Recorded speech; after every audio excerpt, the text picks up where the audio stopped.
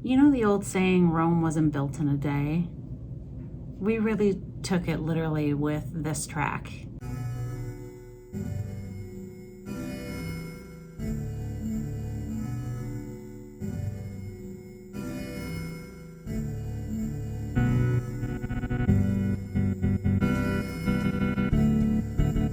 Hey everybody, what's going on? My name is Nickie P. I am a hip-hop artist, I am a student, and very recently I became a new mom. For this episode, I really want to swing my focus back around to the creative aspects of my life.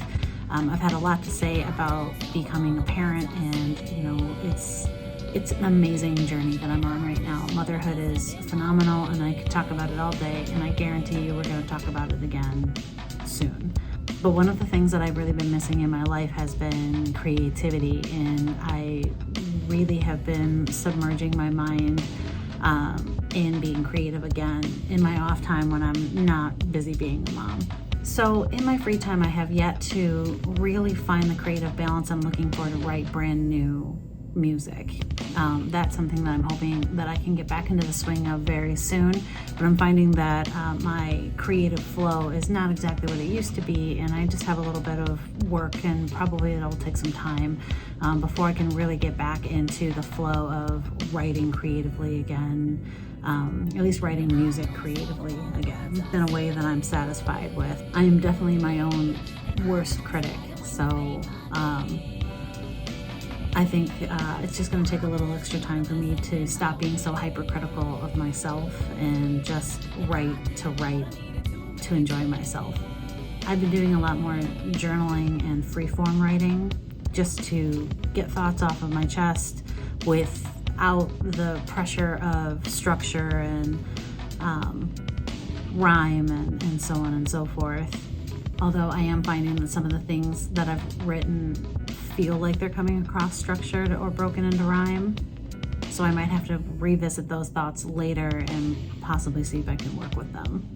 What I have been doing is I've been going through the archive of music that I created but never released for whatever reason. Either it wasn't mixed or mastered properly yet, it needed a better recording done to it, or I have some stuff that actually has a solid recording. The mix and the master is either done or solid enough to be released, and I just never did anything with it. I have one particular track that I worked on with a dear friend of mine, Newcomb.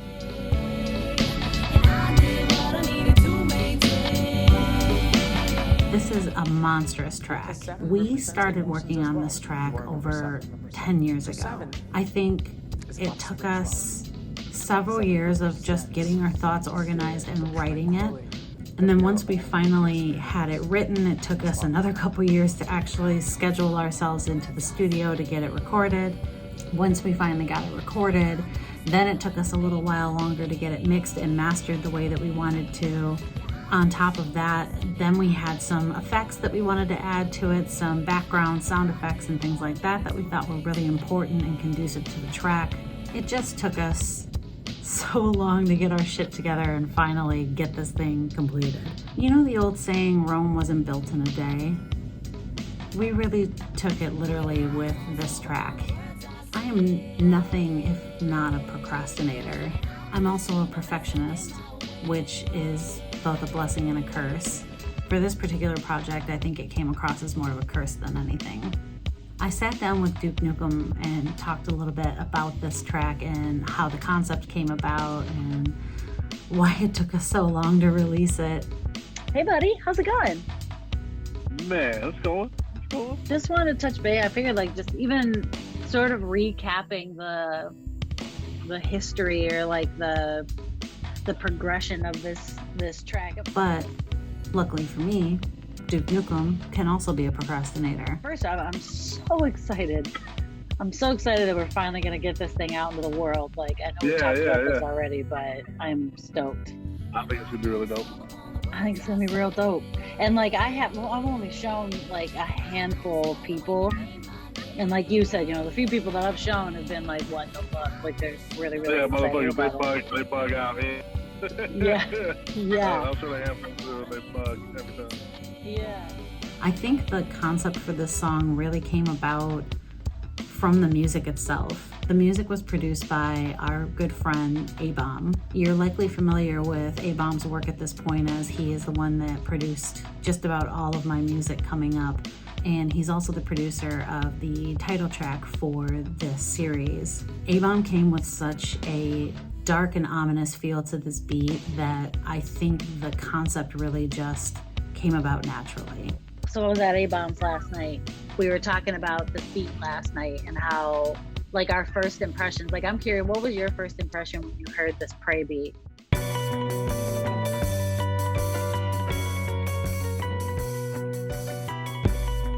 My first impression, wow. I guess like epic, like some epic story.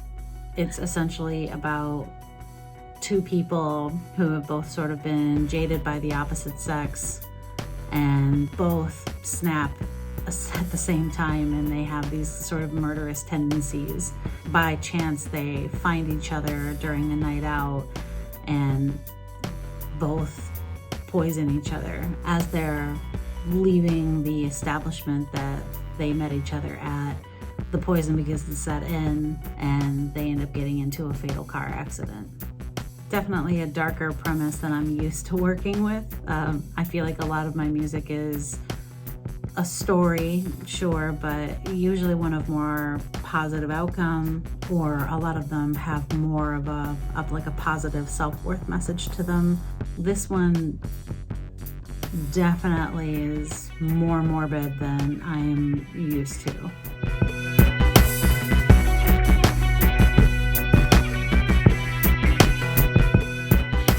Like, when you first started writing over it, did you imagine what you ended up coming up with would be the content that you, like, originally? Was that the story that you heard in your head? Oh, you know what it was? Is I heard your verse. Because I think you were done with your verse, right? Or close? We were just starting it, because we started writing it together when you lived with Ian. Ron.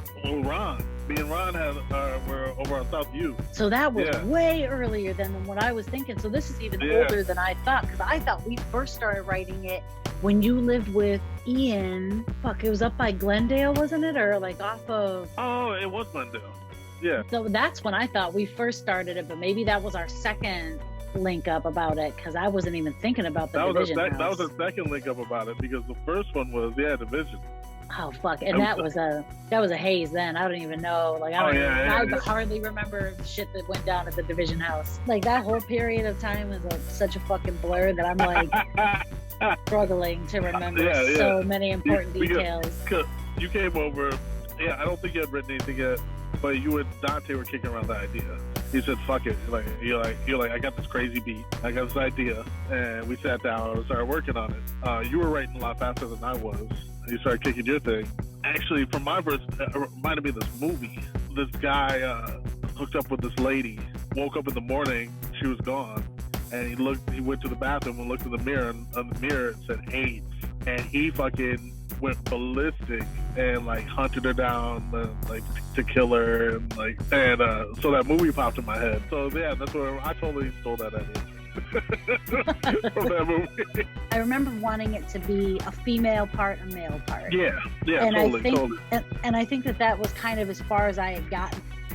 I heard this conflict, like this male-female conflict off of the beat somehow, but I didn't have a storyline. So I must have then, you must have talked about the storyline. And, you're talking about, like, how fast I was writing. Like, at the time, I was just complaining about this last night, about how the older I got, but I remember I used to fly through tracks. I mean, especially with A-Bomb, A-Bomb was, last night we were working on beats, and he used to give us these CDs full of 30 to 40 minute long clips, right? I couldn't believe it when I first met you guys. I went from never having beats at all to A-Bomb handing me 3 discs with fucking 30 beats on them. You just have all the, and they would just be snippets with 5 changes in them. Yep. So it's you get the idea of what the entire beat could sound like in about 1.5 minutes to 2 minutes. And he would just give you discs, you know what I mean? And it's we were never at a shortage of beats. And so naturally, I was just bang, bang, one after the other. And I had this drive that it was so easy to do that at the time. You know what I mean? Yeah. Like I was just blasting through shit. As I get older, of course, now it's like he was trying to give me like several beats last night. I'm like, give me one or two. Yes. Don't give me a bunch of them, because like I'll start listening through them and I'll fall in love with 8 of them, but I won't have the time or the creative drive or like what. Like I won't have the capability of doing what I used to be able to do with all those beats. So just give me a couple things to focus on and send me on my fucking merry way, because otherwise I'm not gonna get it. I'm not gonna get it done. You know what I mean? Like, but I miss those days. I miss being able to like just fucking write like an album in a weekend. You know what I mean? Like, and I still remember like when we were at Ian's house, really starting on this track. You had all your you pulled out all your fucking notebooks, and I remember you sitting on the couch and you had them like scattered all around you, and I just thought that was fucking hilarious. Now, did you already have something started, that concept started somewhere in one of those books? Is that why you? I think we rewrote that verse like 4 times. Yeah. Because I had like a full verse or close, and then I lost it. Then I had like another full verse or close, I lost it. and then I think I had another one at another time. I just couldn't. It just wasn't working right for me. And I don't think I didn't finish writing it till we recorded. That's right. You were writing in the studio.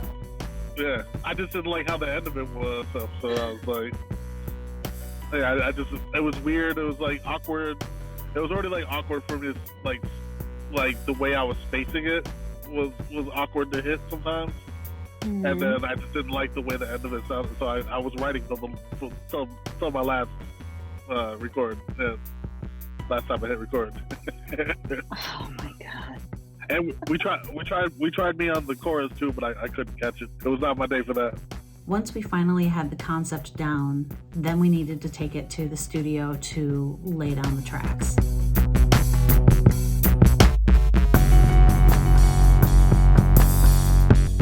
We, of course, went to Stefan Galletli at Voxbox Studio. His work really spoke for itself. He made sure that every take was as flawless as he could get it. He put a lot of pride into his work, and so we felt it best to utilize his services to complete this track.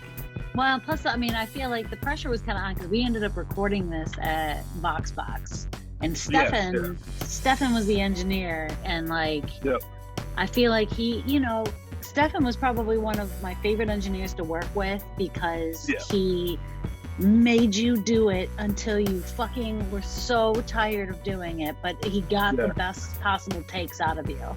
So I feel like, and correct me if I'm wrong, but I feel like he was kind of on you heavily during that part of it, right? And I think I was getting a little frustrated.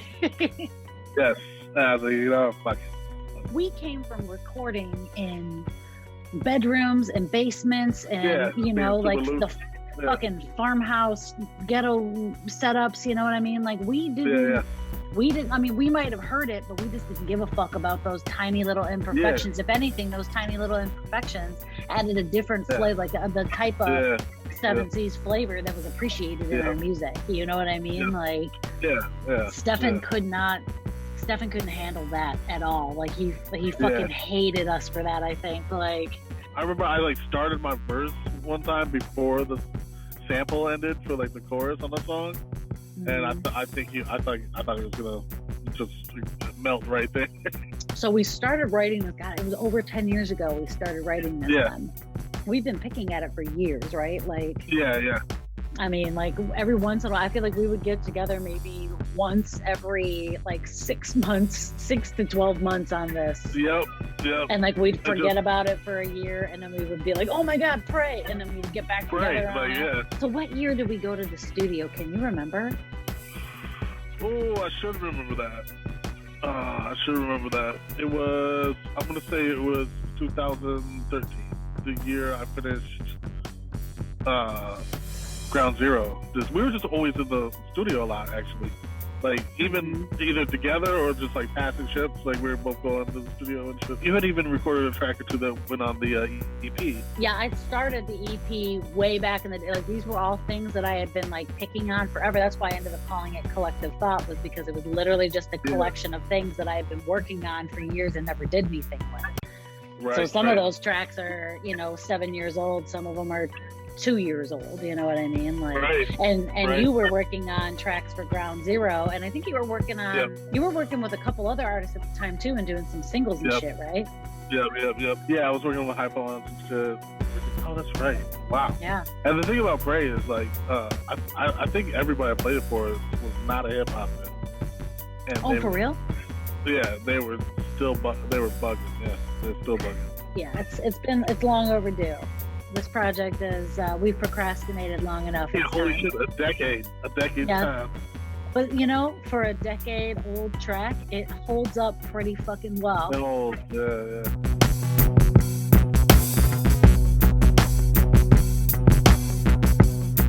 I loved working on this track with you, and like I definitely, like, anytime we've collaborated on anything, it's always just been like such a fucking blast, you know what I mean? Like, yeah.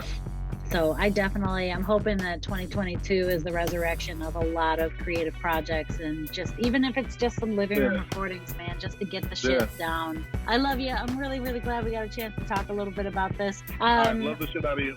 I love the shit out of you. I'll talk to you later. Peace. I'm so grateful that we finally got an opportunity to get this track out into the world. While we were working through how we were going to release it and kind of coming down to the final decision for the release date, we commissioned our good friend Corinne Jackson to help us create some artwork for it.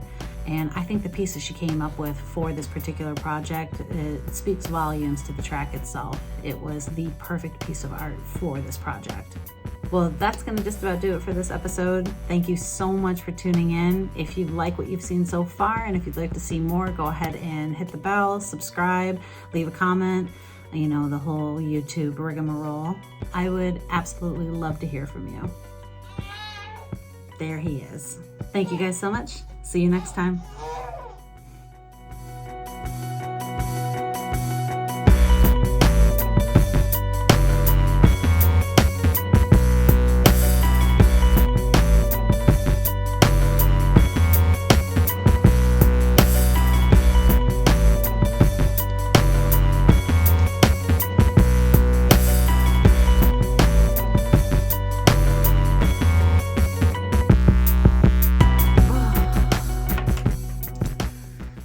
He is up and he is ready to party. Huh? What do you see there? What do you see there? Are you ready to rock out? Well, it looks like my time is done here, but thank you guys so much for watching. Bless you. Bye for now. Goodbye.